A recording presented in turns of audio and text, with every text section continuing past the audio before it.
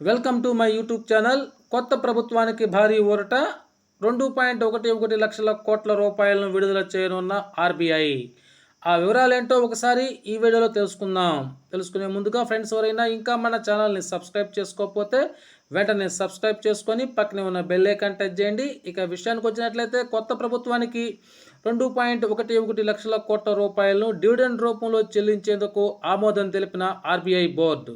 ఎన్నికల అనంతరం ఏర్పడే కొత్త ప్రభుత్వానికి సాంత్వన చేకూరే ఆర్థిక నిర్ణయాన్ని reserve bank of India RBI ప్రకటించింది. గతంలో ఎన్నడూ లేనంతగా 2023-24 ఆర్థిక సంవత్సరానికి 2.11 లక్షల కోట్ల రూపాయల డివిడెండ్ను ప్రభుత్వానికి చెల్లిస్తామని ప్రకటించింది. గత ఫిబ్రవరిలో రూపొందించిన 2024-25 తాత్కాలిక బడ్జెట్లో ప్రభుత్వం అంచనా వేసిన 1.02 లక్షల కోట్ల రూపాయలకు రెట్టింపు మొత్తాన్ని డివిడెండ్గా చెల్లించాలని బుధవారం జరిగిన ఆర్బీఐ బోర్డు సమావేశం నిర్ణయించింది. 2022-23కు సంబంధించి ఆర్బీఐ మిగులు నిధుల్లో 87,416 రూపాయల కోట్లను డివిడెండ్ రూపంలో ప్రభుత్వానికి చెల్లించిన సంగతి తెలిసిందే.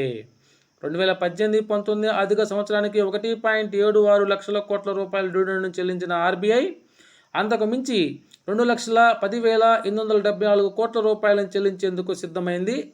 ఆర్బీఐ గవర్నర్ శక్తికాంత్ దాస్ నేతృత్వంలో జరిగిన ఆర్బీఐ డైరెక్టర్ల కేంద్ర బోర్డు 608వ సమావేశంలో దీనికి ఆమోదం లభించింది.